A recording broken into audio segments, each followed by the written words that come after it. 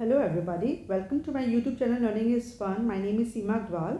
आज मैं class 8 ICSE chemistry का chapter number 5 language of chemistry का पार्ट 2 पढ़ाने वाली हूँ और इसमें हम चैप्टर के बाकी हिस्से को देखेंगे। अभी तक हम इस चैप्टर में कवर कर चुके हैं कि एलिमेंट्स और उसमें सिंबल्स क्या होते हैं, कंपाउंड्स और केमिकल फॉर्मूले क्या होते हैं। थोड़ा सा मैंने वैलेंसी का इंट्रोडक्शन भी दे दिया था और अब हम इसी वैलेंसी को कंटिन्यू करते हुए हम चैप्टर को आगे बढ़ाते हैं और इसमें हम ये टॉपिक्स पढ़ेंगे कि केमिकल इक्वेशंस क्या होती हैं या बैलेंसिंग अ केमिकल इक्वेशन कैसे होती है, किस तरह से हम केमिकल इक्वेशन को बैलेंस करते हैं। ठीक है, तो देखते हैं आज की वीडियो में हम कितना पोर्शन कवर कर पाते हैं और चलिए स्टार्ट करते हैं। तो कल लास्ट वीडियो में हम लोगों ने यहाँ तक कंप्लीट कर लिया था वैलेंसी, और इसकी डेफिनेशन हमने देख ली थी कि valency of an element refers to the combining capacity of an atom of the element. किसी भी एलिमेंट की कंबाइनिंग कैपेसिटी को हम उसकी वैलेंसी कहते हैं। वैलेंसी का मैंने एक डिटेल वीडियो भी बनाया है जिसमें मैंने वैलेंसी को काफ़ी डिटेल में एक्सप्लेन किया है, तो अगर आपको अकेला ये वाला कॉन्सेप्ट समझना है तो आप उसमें भी देख सकते हैं। इस चैप्टर में किस तरीके से वैलेंसी का यूज़ है वो हम देखने वाले हैं। The number of atoms present in a molecule of a compound depends on the combining capacity of the element forming the compound। कोई भी कंपाउंड बना रहे हो आप, सपोज करो आप कॉपर सल्फेट बना रहे हो, तो उसमें किसकी कौन सा एलिमेंट कितना होगा। जैसे कॉपर सल्फेट है तो कॉपर में कितना कॉपर होगा, कितना सल्फर होगा, कितना ऑक्सीजन होगा, ये डिपेंड करता है कि हर एक एलिमेंट की वैलेंसी क्या है। तो वैलेंसी हमें हर एलिमेंट की कंबाइनिंग कैपेसिटी बताती है। ठीक है, जो the valency of an element is always a whole number that varies from 1 to 8। हमेशा वैलेंसी हम होल नंबर में लिखते हैं, मतलब हम या तो 1 लिखेंगे वैलेंसी, 2 लिखेंगे, 0 लिखेंगे, 3 लिखेंगे, 4 लिखेंगे। कभी भी हम डेसिमल्स में या फ्रैक्शंस में वैलेंसीज को नहीं लिखते हैं। वैलेंसी हमेशा होल नंबर्स में रहती है, कभी भी हम इनको फ्रैक्शंस में नहीं लिखते कि हमने 2/5 लिख दिया या हमने 6.7 वैलेंसी लिख दिया, ऐसा कभी भी नहीं करते। ठीक है ना, हमेशा होल नंबर इस्तेमाल होते हैं। जो हम फर्स्ट 20 एलिमेंट्स देखते हैं उसमें तो वैलेंसी हमारी 0 से लेकर 4 तक ही हमको कॉमनली देखने को मिलती है, नहीं तो वैसे जो वैलेंसी होती है 1 से लेकर 8 तक होती है। ठीक है, तो आगे इसको कंटिन्यू करते हैं हम। Valency of elements, the outermost shell of an atom is called the valence shell. कोई भी एटम उसका जो आउटरमोस्ट शेल होता है वो वैलेंस शेल होता है ना। And the electrons present in the valence shell are called valence electrons. और जो इलेक्ट्रॉन्स होते हैं वैलेंस शेल में वो वैलेंस इलेक्ट्रॉन्स कहलाते हैं। आउटरमोस्ट शेल, आपने इलेक्ट्रॉनिक कन्फिग्रेशन वाला वीडियो देखा है जिसमें हमने इलेक्ट्रॉन्स किस तरह से एटम्स में डिस्ट्रीब्यूट रहते हैं वो हमने देखा है ना। जैसे सपोज करो कि अगर सोडियम आपका क्या होता है, सोडियम अगर आपका 11 है, हाँ, या सोडियम, जैसे आपका सोडियम आपने लिया और सोडियम का एटॉमिक नंबर 11 है, तो आपने अगर इसको इलेक्ट्रॉनिक कन्फिग्रेशन बनाया 2, 8 और 1 बनाया। ठीक है ना, तो जो लास्ट वाला है ये जो अंदर के हैं ना, ये इनर शेल्स कहलाते हैं, और सबसे लास्ट वाला होता है ना, ये आउटरमोस्ट शेल होता है, इसी को हम वैलेंस शेल कहते हैं। और इस शेल में जो इलेक्ट्रॉन्स होते हैं ना वही वैलेंस इलेक्ट्रॉन्स कहलाते हैं। मेटल्स के केस में क्या होता है, जितने भी वैलेंस इलेक्ट्रॉन्स होते हैं, अगर 1 वैलेंस इलेक्ट्रॉन है या 2 है या 3 है, तो जितने वैलेंस इलेक्ट्रॉन होते हैं उनकी वैलेंसी भी उतनी होती है, क्योंकि इनमें जो वैलेंस इलेक्ट्रॉन्स होते हैं उनका नंबर 1, 2, 3 और 4 से ज़्यादा नहीं होता है। जबकि जो तुम्हारे नॉन मेटल्स होते हैं उसमें जो वैलेंसी आती है वो वैलेंस इलेक्ट्रॉन्स को जब हम 8 से माइनस करते हैं वैलेंस इलेक्ट्रॉन्स को, तब नॉन मेटल्स की वैलेंसी आती है। और ये कब होता है, क्योंकि नॉन मेटल्स में अधिकतर ऐसा देखा गया है कि जो वैलेंस इलेक्ट्रॉन्स के जो नंबर होते हैं वो 4 से ज़्यादा होते हैं, यानी कि 5, 6, 7 होते हैं। तो हमको अगर नॉन मेटल्स की वैलेंसी निकालनी होती है ना, तो जो वैलेंस इलेक्ट्रॉन्स होते हैं उसको हम 8 से माइनस कर देते हैं। सपोज करो कि नाइट्रोजन के केस में वैलेंस इलेक्ट्रॉन्स 5 होते हैं, तो नाइट्रोजन की वैलेंसी क्या आ जाएगी, 8 - 5 = 3। ऐसे ऑक्सीजन के केस में जो वैलेंस इलेक्ट्रॉन्स होते हैं ना, ऑक्सीजन के केस में वैलेंस इलेक्ट्रॉन जो होते हैं वो 6 होते हैं, तो ऑक्सीजन की वैलेंसी क्या आएगी, 8 - 6 यानी कि 2। तो मेटल्स के केस में होता है कि जितने वैलेंस इलेक्ट्रॉन्स हैं वो उनकी वैलेंसी हो जाती है, जबकि नॉन मेटल्स के केस में क्या होता है, हमको 8 से माइनस करना पड़ता है वैलेंस इलेक्ट्रॉन्स के नंबर को, और फिर जो नंबर आता है वो उसकी वैलेंसी हो जाती है। ठीक है, तो the outermost shell of an atom is called the valence shell and the electrons present in the valence shell are called valence electrons. ये डेफिनेशन याद कर लेना, अगर वो वैलेंस शेल पूछें या वैलेंस इलेक्ट्रॉन्स क्या होते हैं तो आप इसको इस तरह से लिख सकते हो। Valency is usually equal to the number of electrons in the outermost shell of the atom of that element if that number is less than 5, अगर 5 नंबर से कम वैलेंस इलेक्ट्रॉन्स हैं, मतलब 1 2 3 4 तक अगर वैलेंस इलेक्ट्रॉन्स हैं, तो जितने वैलेंस इलेक्ट्रॉन्स होंगे उस एलिमेंट की वैलेंसी भी उतनी ही होगी। लेकिन अगर वैलेंस इलेक्ट्रॉन्स का नंबर 5 है या 5 से ज़्यादा है, यानी कि 5 6 7 है, तब हमें उस एलिमेंट की वैलेंसी निकालना होगा। तो इन वैलेंस इलेक्ट्रॉन्स को हमको 8 से माइनस करना पड़ेगा और जो आंसर आएगा वो हमारी वैलेंसी हो जाएगी।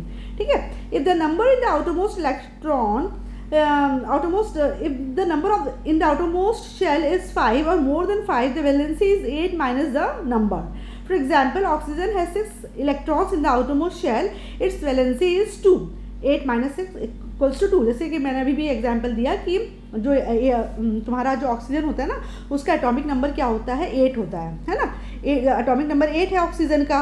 तो इसको अगर हम इलेक्ट्रॉनिक कन्फिग्रेशन करेंगे तो 2 और 6 आता है, यानी कि इसके आउटरमोस्ट ऑर्बिट में कितने इलेक्ट्रॉन्स हैं, 6 हैं। तो अब हमें ऑक्सीजन की वैलेंसी निकालनी पड़ेगी ना, तो ये तुम्हारा 4 से ज़्यादा हो गया ना, तो तुम क्या करोगे, इसको 8 से 6 माइनस कर दोगे, तो जो बचेगा यानी कि 2 बचा, तो ऑक्सीजन की वैलेंसी 2 हो जाएगी। तो वो ये चीज़ बता रहे हैं। We have learn about monovalent, divalent and trivalent elements in the previous chapter. हमने पढ़ा है ना कि मोनोवैलेंट कौन होते हैं, जिनकी वैलेंसी 1 होती है, जैसे सोडियम।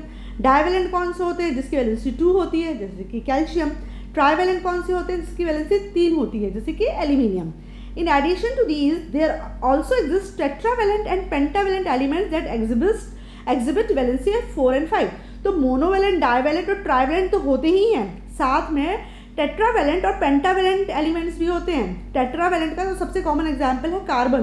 कार्बन की जो वैलेंसी होती है वो 4 होती है। जब 4 वैलेंसी होती है तो उसको टेट्रावैलेंट कहते हैं। जब 5 वैलेंसी होती है तो उसको पेंटावैलेंट कहते हैं। क्यों है कार्बन की वैलेंसी 4? क्योंकि कार्बन का एटॉमिक नंबर 6 होता है। जब आप उसका इलेक्ट्रॉनिक कन्फिग्रेशन बनाओगे तो 2 और 4 आएगा, यानी कि इसके आउटरमोस्ट ऑर्बिट में 4 है, तो इसकी वैलेंसी भी कितनी हो जाएगी, 4 हो जाएगी, है ना। इसलिए कार्बन को कहते हैं tetravalent. There are element who also exhibit multiple valencies and are said to have variable valencies. कुछ एलिमेंट्स होते हैं जिनकी मल्टीपल वैलेंसीज होती हैं, जैसे कि तुम्हारा कॉपर हुआ, है ना, या मर्क्यूरी हुआ, या सिल्वर हुआ। इनकी मल्टीपल वैलेंसीज होती हैं, मतलब कभी वैलेंसी 1 दिखा रहे हैं, कभी 2, है। जैसे आयरन है, कभी 2 दिखाता है, कभी 3 वैलेंसी दिखाता है। या सिल्वर है, कभी 1 दिखाता है, कभी 2 दिखाता है। तो जब एक से ज़्यादा वैलेंसी दिखाते हैं तो उसको क्या कहते हैं, वेरिएबल वैलेंसी। वैलेंसी का मैंने अलग से पूरा एक वीडियो बनाया है, आप उसमें बहुत डिटेल में देख सकते हैं। जैसे इन्होंने एक सिंगल वैलेंसी जो दिखाते हैं उन एलिमेंट्स के नाम लिखे हैं। इन चार्ट्स को बार बार रीड किया करो। अब बार बार रीड करने से क्या होगा, आपको ये आपके दिमाग में बैठ जाएगा। तो आपको जब आप रिएक्शंस लिखोगे या वैलेंसीज लिखोगे ना, तो आपको कन्फ्यूजन नहीं होगा, आपको वो ऑटोमेटिकली क्लिक कर जाएगा कि हाँ इसकी वैलेंसी 1 है, इसकी 2 है। केमिस्ट्री जब भी पढ़ो, जब इन चैप्टर्स को खास तौर से पढ़ो जिसमें आपको इक्वेशंस लिखनी है, सिम्बल्स लिखनी है, रिएक्शंस लिखने हैं, हमेशा पेपर और पेन लेके आप उसकी प्रैक्टिस करो। क्योंकि सिर्फ देखने से चीज़ें नहीं आती हैं, जब हम लिखते हैं तो ऑटोमेटिकली हमारी उंगलियां उसमें सेट हो जाती हैं और हम उसको बड़ी आसानी से लिख लेते हैं। बहुत से बच्चे सोचते हैं हम वीडियो देखेंगे और हमको आ जाएगा, ऐसे नहीं है। आप वीडियो सुनते भी चाहिए और साथ में पेपर पेन भी लेके बैठिए और उसको लिखिए आप अपने हाथ से। तो अपने आप से आपका हाथ सेट हो जाएगा कि आपको कहाँ कैपिटल लेटर लिखना है, कहाँ स्मॉल लेटर लिखना है। बार बार आप लिखोगे तो आपको ऑटोमेटिकली बहुत सारे एलिमेंट्स के सिम्बल्स याद हो जाएंगे और ऑटोमेटिकली आपको बहुत सारे एलिमेंट्स की वैलेंसीज भी याद हो जाएंगी। जब हम ऐसे चार्ट्स देखते हैं तो हमको डर लगता है, इतने सारी वैलेंसीज हम कैसे याद करें, इतने सारे सिम्बल्स हम कैसे याद करें। लेकिन बार बार उसको रिवाइज करने से हमको बहुत ही आसानी से याद हो जाता है, क्योंकि 10 तक तो हमको सिर्फ फर्स्ट 20 एलिमेंट्स ही याद करने हैं, तो वो याद करना बहुत बड़ी बात नहीं होती है। बट केमिस्ट्री नीड्स प्रैक्टिस, तो यू हैव टू प्रैक्टिस। जैसे मैथ्स में प्रैक्टिस करते हो वैसे ही केमिस्ट्री में भी प्रैक्टिस करना पड़ेगा और धीरे धीरे आपको केमिस्ट्री से डर हट जाएगा। ठीक है, तो ये जो चार्ट है इसमें हमने वो एलिमेंट्स देखे जो सिंगल वैलेंसी शो कर रहे हैं। जैसे लिथियम मोनोवैलेंट होता है, हमेशा इसकी वैलेंसी 1 होती है। सोडियम भी मोनोवैलेंट है, इसकी वैलेंसी 1 है। पोटेशियम भी मोनोवैलेंट है, इसकी वैलेंसी 1 है। Hydrogen monovalent 1 valency. ऑक्सीजन की 2 वैलेंसी होती है, इसलिए डाइवैलेंट होता है। मैग्नीशियम की 2 वैलेंसी है तो डाई, तो 1 वाले मोनोवैलेंट कहलाते हैं, 2 वैलेंसी वाले डाइवैलेंट कहलाते हैं। जिंक भी डाइवैलेंट है। बोरॉन ट्राइवैलेंट है, बोरॉन की वैलेंसी 3 होती है। एल्यूमिनियम की वैलेंसी 3 होती है। सिलिकॉन की वैलेंसी 4 होती है ना। तो ये कम से कम आप इतने तो 10 के तो आपको वैलेंसीज पता ही चल जाएंगे अगर आप इसको ध्यान से देखोगे। तो ये कुछ एलिमेंट्स हैं जो हमेशा सिंगल वैलेंसी ही शो करते हैं। अब कुछ एलिमेंट्स हैं, ये चार्ट है टेबल 5.5, इसमें कुछ एलिमेंट्स बताए हैं जो वेरिएबल वैलेंसी बताते हैं। मतलब कभी इनकी वैलेंसी कुछ आती है और किसी और कंपाउंड में इनकी वैलेंसी कुछ और होती है। वो कैसे होती है वो हम आगे अपकमिंग वीडियोज़ में देखेंगे। जैसे नाइट्रोजन है, तो नाइट्रोजन की वेरिएबल वैलेंसी क्या है, 3 और 5, है ना। कभी ये 3 वैलेंसी शो करता है, कभी 5, राइट। उसी तरीके से जो फॉस्फोरस है वो भी 3 और 5 वैलेंसी शो करता है। जो सल्फर है वो 2, कभी 2 वैलेंसी शो करता है, कभी 4, कभी 6। लेड कभी 2, कभी 4। आयरन कभी 2, कभी 3। कोबाल्ट कभी 2, कभी 3। और कॉपर कभी 1 और 2। लेकिन ये जो नंबर लिखे हैं तो यही, अगर नाइट्रोजन 3 और 5 करता है तो 3 और 5 ही करेगा। फिर इसका मतलब ये नहीं कभी वो 1 करेगा, कभी 2 करेगा, कभी 3 नहीं। नाइट्रोजन की अगर वेरिएबल वैलेंसी 2 हो सकती है, या तो वो 3 शो करेगा या वो 5। कॉपर की 2 वेरिएबल वैलेंसी हो सकती है, या वो 1 शो करेगा या 2। उसी तरीके से आयरन की जो वैलेंसी होती है वो या तो 2 शो करेगा या 3 शो करेगा, ठीक है। तो ये वेरिएबल वैलेंसी होती है, तो इसको भी याद करना थोड़ा ज़रूरी होता है, क्योंकि जब रिएक्शंस लिखते हैं तो हमको यही सब चीज़ें हेल्प करती हैं। The valency of an element or a radical is the number of hydrogen atom that will combine with or displace one atom of that element or radical. Valency को दूसरी तरीके से कैसे डिफाइन किया है कि किसी भी एलिमेंट की वैलेंसी या किसी भी रेडिकल की वैलेंसी क्या होती है। रेडिकल मतलब क्या होता है, रेडिकल मतलब होता है group of atoms behaving as a single unit, है ना।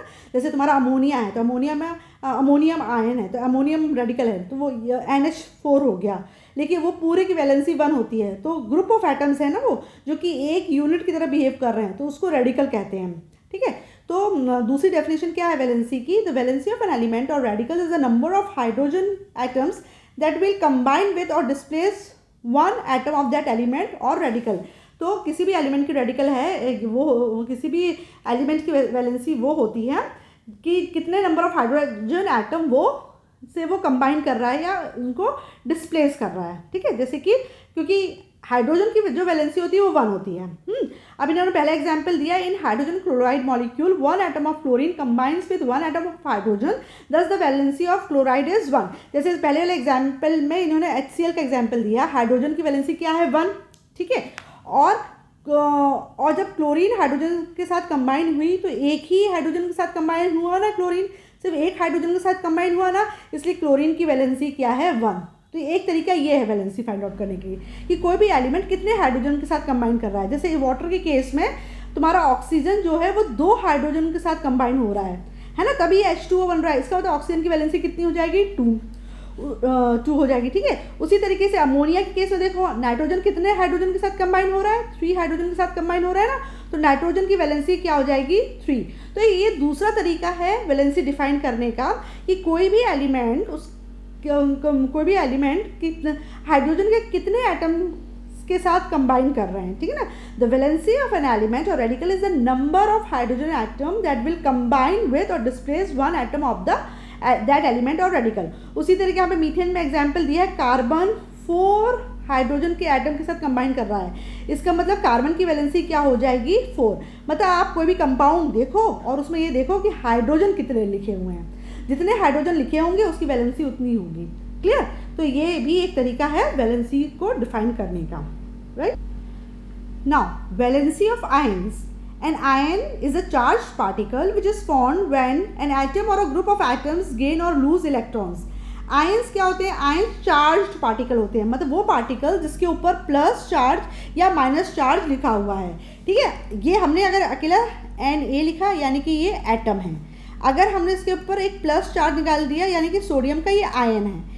क्लोरीन को अगर हमने ऐसा लिखा तो मतलब वो एटम है, लेकिन अगर क्लोरीन के ऊपर हमने माइनस साइन लगा दिया यानी कि क्लोरीन का आयन है। तो आयन क्या होता है, बेसिकली आयन होते हैं charged particle which is formed when an atom or group of atoms gain और लूज इलेक्ट्रॉन्स। जब कोई भी एटम इलेक्ट्रॉन्स को लूज करता है या गेन करता है तब उसके ऊपर पॉजिटिव या नेगेटिव चार्ज आ जाता है और तब ये आयन कहलाता है। अब जो आयन होते हैं वो 2 प्रकार के होते हैं, एक होते हैं कैटायन और दूसरा होता है एनायन।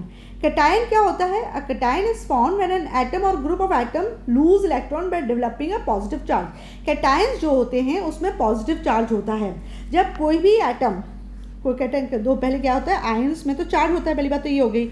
और कैटायन क्या होता है, कैटायन वो होते हैं जिसके ऊपर पॉजिटिव चार्ज होता है। जितने भी मेटल्स होते हैं ना वो कैटायंस होते हैं। पॉजिटिव चार्ज कब आता है, जब कोई भी एटम अगर इलेक्ट्रॉन को लूज कर रहा है।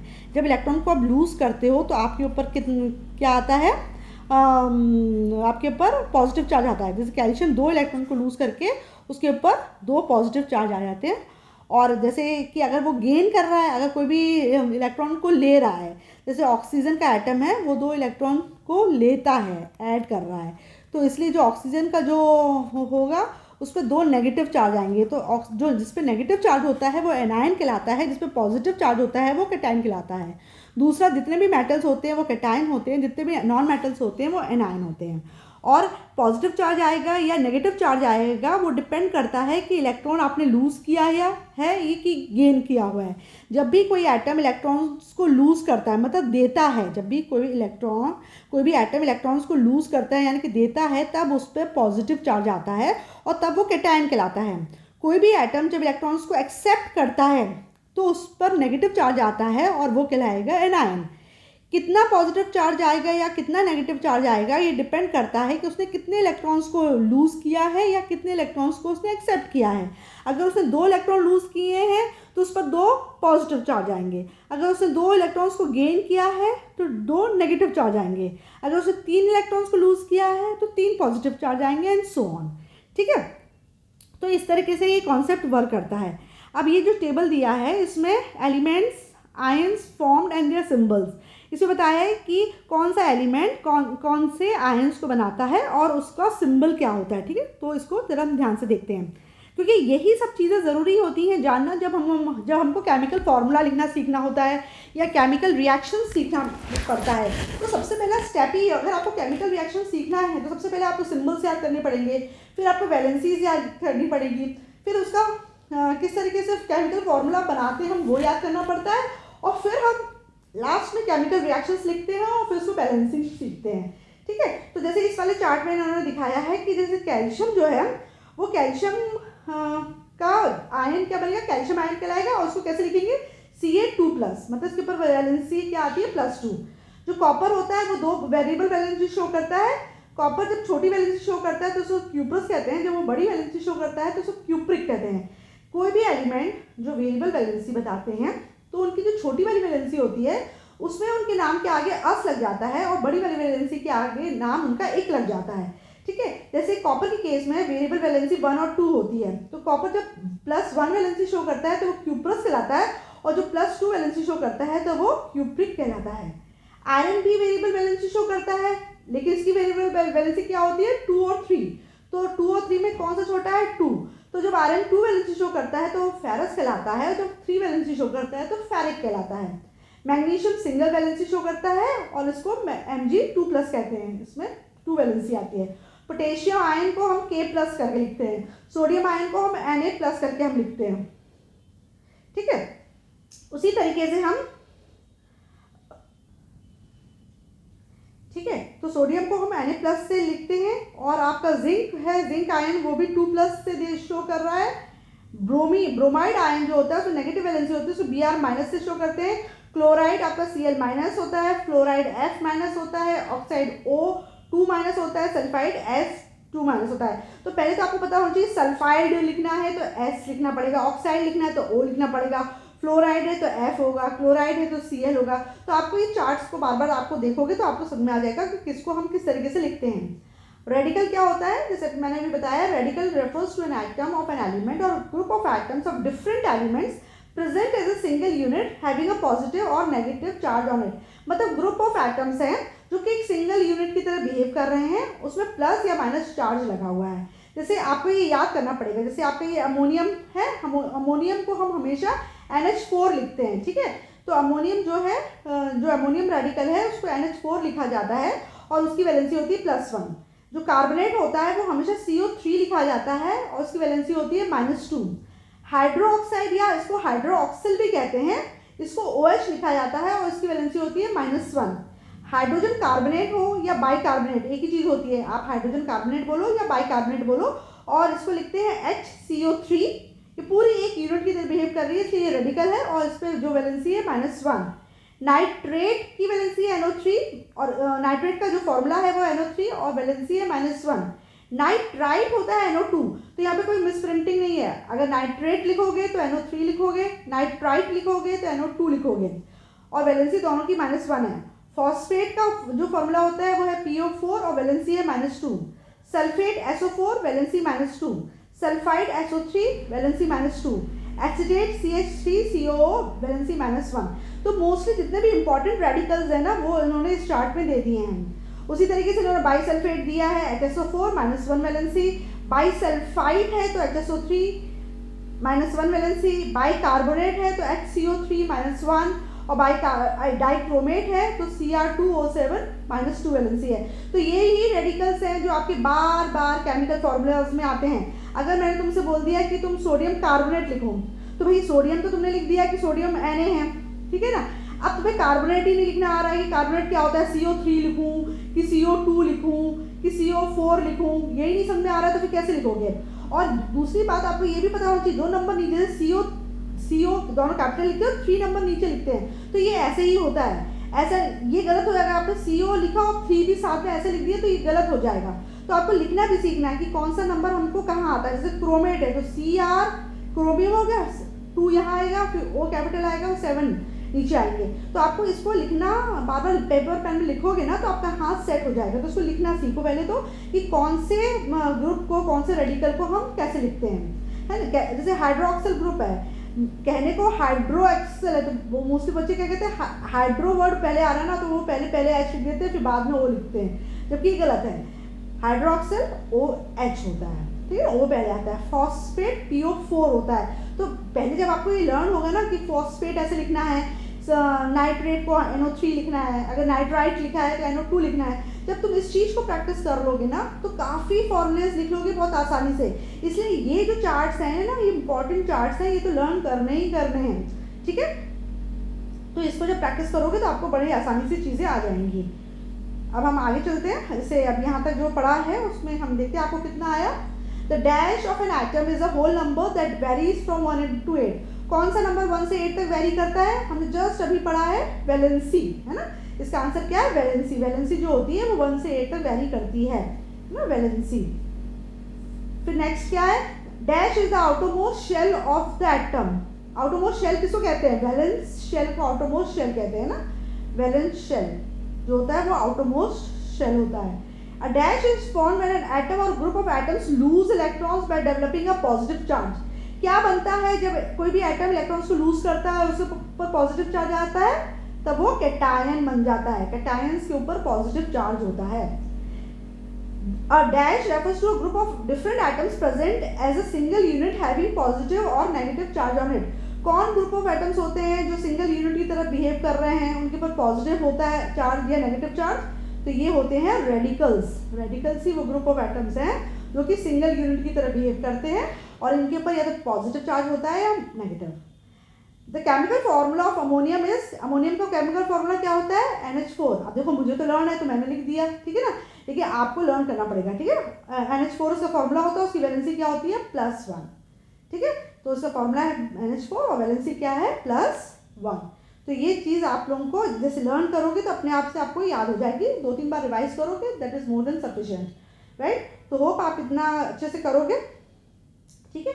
अब आगे की वीडियो में हम लोग क्या देखेंगे, chemical formula of compound, right. तो ये मैं इसके आगे आपको पढ़ाऊंगी, तब तक आप इस चीज़ की प्रैक्टिस करो अच्छे से। इस चैप्टर को हम लोग धीरे धीरे पढ़ेंगे ताकि आपको हर चीज़ क्लियर हो, क्योंकि ये चैप्टर बेस है। अगर एक बार ये चीज़ अच्छे समझ में आ गई ना, आधे से ज़्यादा डर हट जाता है केमिस्ट्री का। ऑल राइट, तो अब मेरा नेक्स्ट वीडियो के लिए वेट करिए जहाँ मैं आपको केमिकल फॉर्मूला ऑफ कंपाउंड्स पढ़ाऊंगी। Thank you.